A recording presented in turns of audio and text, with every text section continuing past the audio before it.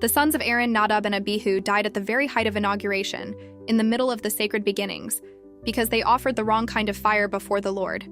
So God gave Leviticus 16 to Aaron, not as a retreat from holiness, but as a merciful reset. God did not withdraw his presence, he clarified it. He regulated the fire, the incense, the garments, the timing, the blood. He slowed everything down. He showed Aaron exactly how to enter, when to enter, and why to enter. This was not repetition for its own sake, it was protection.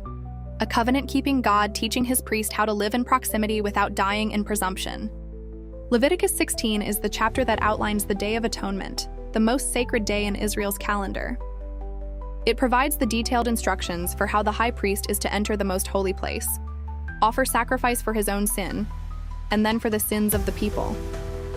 Through the rituals of blood, incense, and the scapegoat, the chapter shows how sin is both paid for and removed, restoring the people and the sanctuary to holiness.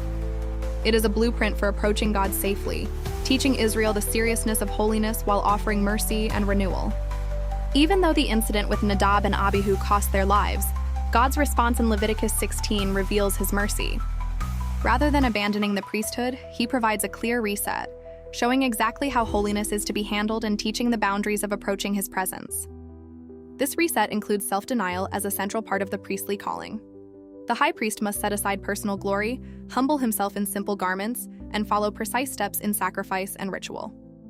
God's mercy is not lenient, it is instructive, shaping his priests to live responsibly in proximity to his holiness. The source of fire for approaching God's presence, unlike earlier in Exodus, where the priesthood was being established, this time the fire must come from the brazen altar, the fire that God himself provides. The tragedy with Nadab and Abihu arose because they did not wait for God's precise instructions and offered their own unauthorized fire. By specifying the correct source, God protected the priesthood and the camp. More than that, he taught a vital lesson.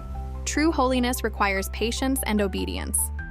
Even in the midst of sacred service, rushing ahead or assuming our own ways can lead to disaster. Waiting for God's guidance and following his instructions carefully is not mere ritualism. It is the path to life in his presence.